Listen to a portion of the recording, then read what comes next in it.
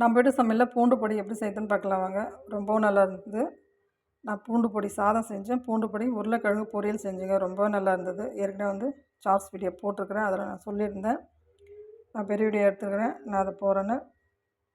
வாங்க இந்த பூண்டு பொடி எப்படி செய்யுதுன்னு பார்க்கலாம். பூண்டு பொடி சாதம் எப்படி செய்யுதுன்னு பார்க்கலாம். இது நம்ம இட்லி தோசை கூட நல்லெண்ணெய் ஊற்றி சாப்பிட்டா ரொம்பவும் நல்லா இருக்குங்க பூண்டு பொடி. வாங்க இது எப்படி செய்யுதுன்னு பார்க்கலாம்.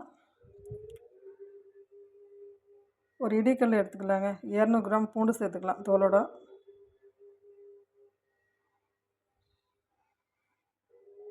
இதை நல்லா தட்டி எடுத்துக்கலாங்க. இது போல் நல்லா தட்டி எடுத்துக்கலாம் ஒன்றும் பாதியமாக.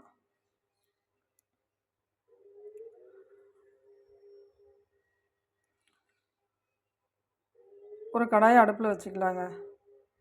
கடாய் நல்லா காயிட்டுன்னு 1 கப்பு உளுந்து சேர்த்துக்கலாம்.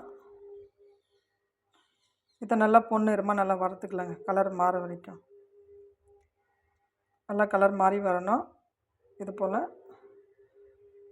இதை ஒரு பாத்திரத்துக்கு மாற்றிக்கலாம்.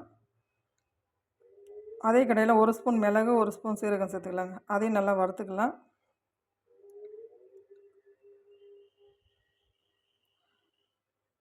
அதுவும் பாத்திரத்துக்கு மாற்றிக்கலாம். 2 கொத்து கருவேப்பிலை அதையும் சேர்த்து நல்லா வறுத்துக்கலாங்க. ஈரமாக இருக்கக்கூடாது. நல்லா இது போல் நல்லா மொறுமொறுன்னு இருக்கணும். இதுவும் பாத்திரத்துக்கு மாற்றிக்கலாம். ஒரு 10 காஞ்ச மிளகாய் அதையும் நல்லா கலர் மாற வரைக்கும் வறுத்துக்கலாம். உங்களுக்கு காரத்துக்கு ஏற்ற மாதிரி நீங்கள் சேர்த்துக்குங்க.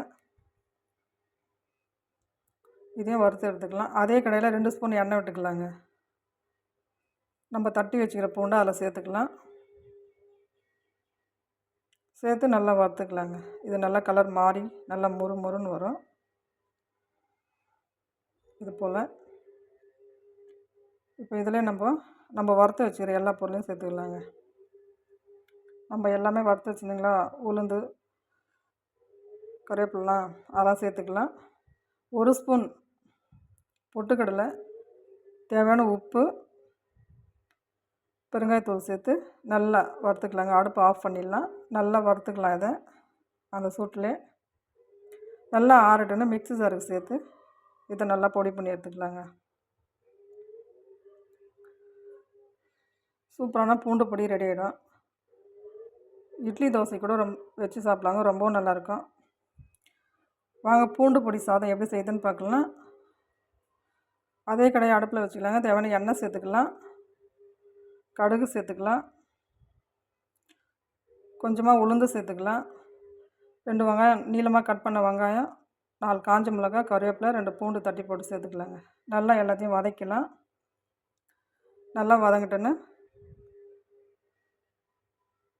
நம்ம அரைச்சி வச்சுருந்த பூண்டு பொடியை 2 ஸ்பூன் அதில் சேர்த்துக்கலாங்க. தேவையான உப்பு சேர்த்துக்கலாம். நம்ம ஏற்கனவே உப்பு சேர்த்துக்கிறோம் பொடியில். கொஞ்சமாக உப்பு சேர்த்துக்கலாம் சாதத்துக்கு மட்டும். சேர்த்து நல்லா வதக்கி விட்டுக்கலாங்க. நம்ம வெடித்து வச்சுக்கிற சாதத்தை அதில் கொட்டி கலந்துக்கலாங்க. சூப்பரான பூண்டு பொடி சாதம் ரெடி ஆகிடும். லாஸ்ட்டில் 2 ஸ்பூன் நெய் விட்டு நல்லா கலந்து விட்டு இறக்கிட்டோம்னா பூண்டு பொடி சாதம் ரெடி ஆகிடுங்க. நீங்களும் ஒரு முறை செஞ்சு பாருங்கள். உருளைக்கிழங்கு பொரியல் பார்க்கலாம் வாங்க. அடுப்பில் ஒரு கடாயை வச்சுக்கலாங்க. கடாயை நல்லா காயிட்டுன்னு தேவையான எண்ணெய், கடுகு, கருவேப்பிலை, நம்ம கட் பண்ணி வச்சுக்கிற உருளைக்கிழங்கு சேர்த்துக்கலாம். 1/2 ஸ்பூன் மிளகாத்தூள், தேவையான உப்பு, பெருங்காயத்தூள், மஞ்சத்தூள் சேர்த்துக்கலாங்க. சேர்த்து நல்லா கலந்து விட்டுக்கலாம்.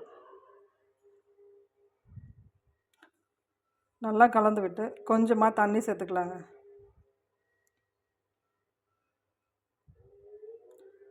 தண்ணி சேர்த்து நல்லா காயெல்லாம் நல்லா வேக வச்சுக்கலாங்க.